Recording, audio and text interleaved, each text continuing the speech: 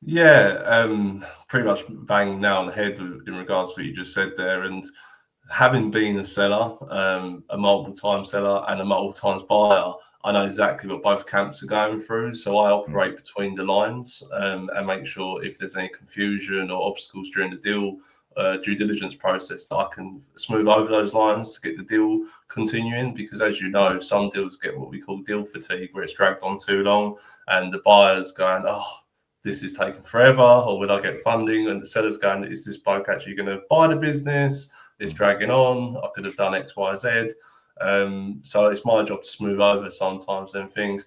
We actually, when we sign up a client, we actually have a deal process pack. So it's all the typical due diligence questions you may see, the typical process, and I'm available 24/7 to my clients. So if they wanted to ring me up right now, obviously I'm not going to answer because we're on the show, but I'll call them back straight away and get wherever they need solved.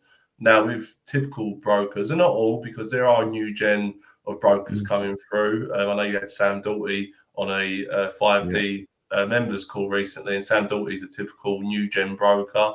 Yeah. He understands the game really well, and there's a few other people I could mention, but with the old school of thought, the older is more established brokers, they tend to have cherry picked either uni graduates, ex car salesmen, ex estate agents, ex recruitment consultants. And that's great, because that one of the skills in this job is sales. But Mm. it's not great because they've never run a business, they've never had the emotions of buying or selling a business, or running day-to-day operations. So they'll never truly emphasize with the client in hand and what they're going through. Mm. So it does give me a bit of an advantage in that sense. And a lot of people think, because I'm based in London, Essex, from a haulage background, all my clients would be in London, Essex, and from a Mm. haulage background. Mm. At this moment in time, we've had no clients in Essex. Oh, wow.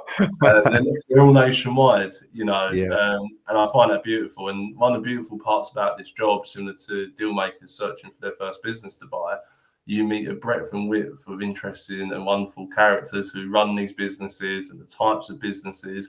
One of my clients, and they are still for sale in case anyone is interested in Mhm. buying, run a vaping exhibition business that makes £1 million a year net profit. And before I done this job, if someone said to me, "Oh, you can make £1 million a year doing a vaping expo," Mm. I would have said, "You're probably off your head."